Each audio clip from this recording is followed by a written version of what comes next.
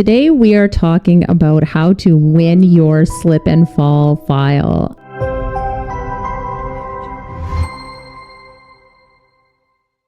I'm Natalie Gerry, the principal lawyer and founder with Gerry Law. I help injured people get the compensation that they deserve for their injuries. Let's get into this topic today. Obviously, there's no way to guarantee a win in a lawsuit. That would be impossible because of all of the various factors that go into a judgment. So it's not possible to guarantee a win, but today I'm talking about the factors that would really strengthen your case and what goes into a slip and fall lawsuit. Let's get into it. You've slipped and fallen on someone else's property and you got hurt. You might wonder what to do next. Filing a slip and fall claim can help you get compensation for your injuries, but there are some important things that you should be aware of before you go ahead and do that. Let's break down the steps and answer some common questions today.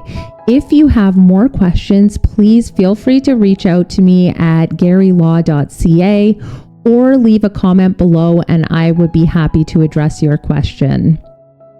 First of all, you might be wondering, should I file a slip and fall claim? So I might be a little bit biased here, but my answer would be yes, you should, depending on some of the following issues. But if you've been injured because of unsafe conditions on someone else's property, you should consider filing a slip and fall claim. Property owners and businesses usually have insurance to cover these exact situations. And by filing a claim, you're seeking compensation for the injury because of their negligence. So the first thing you need to understand is what is substandard care. Property owners must keep their premises safe for visitors and especially customers, and this is outlined in Ontario's Occupiers Liability Act. If the owner or occupier of the premises knows about a hazard like ice on stairs or a spill in a store, they must address it. If they should have known about a risk and they fail to take action, they can be held responsible in some cases.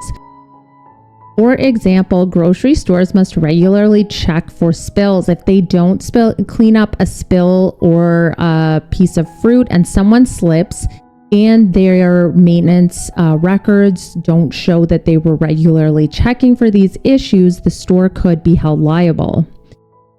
Might be wondering what goes into proving negligence. In order to win a slip and fall claim, you have to prove that the property owner was negligent or the occupier, and this means showing that they did something or failed to do something that a reasonable person would have done. If they didn't fix a hazard that they knew or should have known about and you got hurt because of it, then most likely they will be held responsible. The next thing to know is types of damages. If you win your claim, you could receive compensation for things like pain and suffering, loss of enjoyment of life. The pain that you have can be compensated as much as money can compensate you for that kind of thing. But for your physical and emotional distress caused by the injury, you can receive compensation for that. You can also receive any income loss that is not covered if you don't have coverage for that. If you do lose income, then you can claim for that. You can also claim for medical costs. So anything out of pocket that you actually have to spend, like for a brace or for a sling, something like that, then you can claim for that. You can also claim for your loss of ability to keep a clean house. So for household services, if your injury prevents you from doing housework, you can get money for replacement of those services. The other thing to know is how long a slip and fall action takes. So the time it takes to resolve a slip and fall action depends on several factors. It's very dependable, can vary based on what the opposing party is like, how strong your evidence is of negligence. If it's a really strong case, it's more likely to settle quite quickly, usually within a year or two. But if liability is disputed, the process can take longer, up to 4 years or more. The reason why you need a lawyer to help you out with this is that it can significantly increase your chances of winning a slip and fall claim. Lawyers know what they need to prove. They know how to gather the evidence to prove your claim. The insurance companies often resist attempting fault, and an experienced lawyer will know how to deal with the insurance company's arguments and will know how to get expert witnesses if necessary.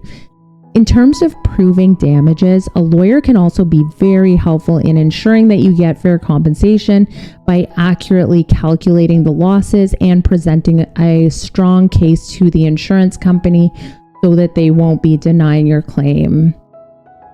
Hopefully this guide answered some of your questions about slip and fall claims. If you have more questions, please comment below or reach out for a free consult. I'd be happy to speak with you about your specific matter because this is just general information and everyone should get tailored legal advice to their situation. I also have specific videos about damages and other topics, so please check those ones out as well.